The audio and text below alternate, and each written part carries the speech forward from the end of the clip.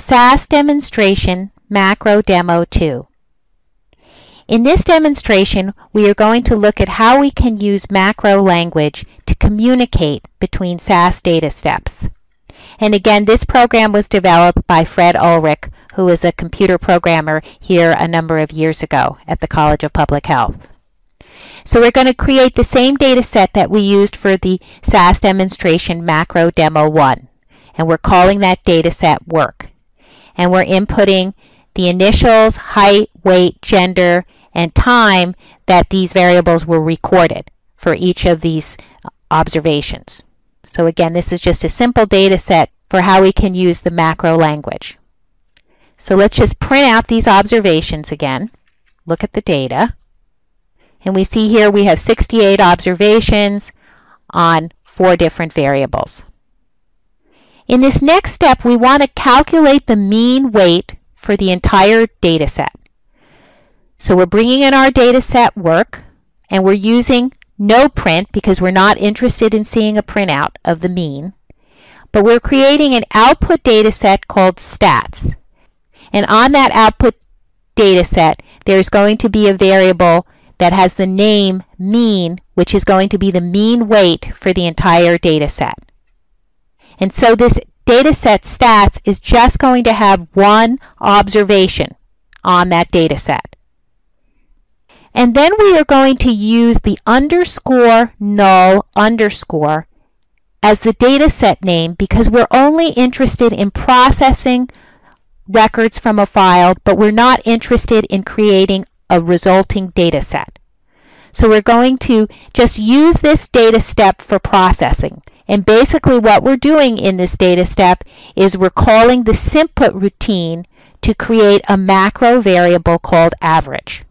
So we're saying data underscore null underscore, bringing in this data set that we created from proc means, which just has one observation, the mean weight for our entire data set work. And we're going to create a macro variable called average, which inserts that mean value into that macro variable. So that's all we're doing in this data step. And once we've completed this data step, we then can make use of our macro variable in either a new data step or a new procedure.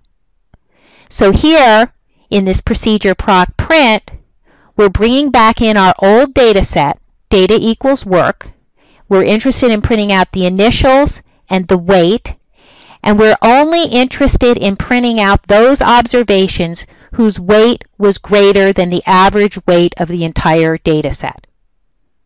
And so we're making use of our macro variable here, and we don't even know what the mean weight of our entire data set is because we never saw a printout of it. So we are able to communicate between these data steps without ever looking at the output. And then notice I have a title statement with double quotes. And then I can actually have my macro variable printed in the title, the value of the macro variable, because we're using double quotes. So let's run all of this code and take a look at our proc print output. And so this is our output.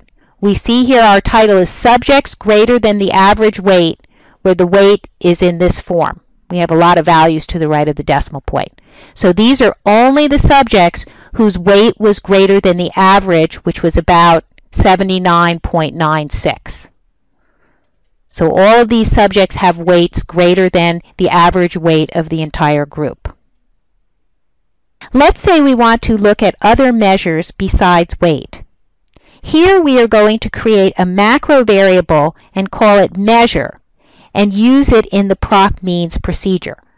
So first of all, we're getting a little more complicated. We're starting by defining a macro variable called measure, and we're setting it equal to weight. And then we use our macro variable in our procedure proc means. So it's similar to the code above, except that rather than having weight in our var statement, we have our macro variable in the var statement.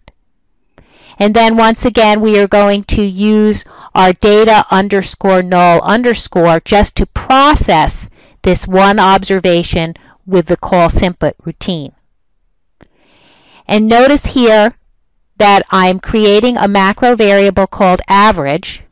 Instead of having the average printed out with all those digits to the right of the decimal point, I'm formatting my mean with a put statement. So here we use a put statement to have the variable mean written in 7.2 format.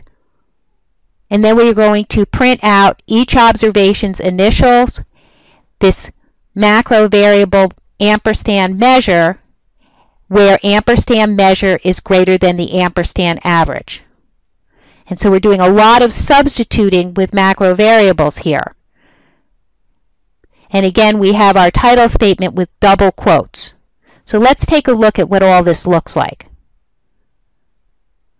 So here notice we see subjects greater than average weight 79.96. And again, we have the listing of these subjects whose weight was greater than the average weight. So why did I do all this with creating this macro variable called measure? Well, let's say I was interested in doing all of this, but instead of using the measurement weight, we're going to use height. So all I need to do is change it to height. And now, when I run all of this, first of all, we're going to calculate the mean height and create an output data set called stats. Then we are going to create a macro variable average, which is going to be for the average height. And then we are going to print out all those subjects whose height was greater than the average. So all we've done is changed our variable to height or some other measurement if it was on our data set, and we could do exactly what we had done before with the variable weight. So let's run all of this now where we've changed our measurement to height instead of weight. And so here you see this is a listing of all the subjects whose height was greater than the average height for this group of subjects, which was 171.40. And we're in the metric system here for height. And so you can see here that we are given a lot more flexibility to work with our data when we make use of the call simput procedure, as well as when we make use of macro variables. Again, at no point did we have to go into our output to determine what the average height was. We were able to communicate within the data steps by using call simput. This completes the SAS demonstration, Macro Demo 2.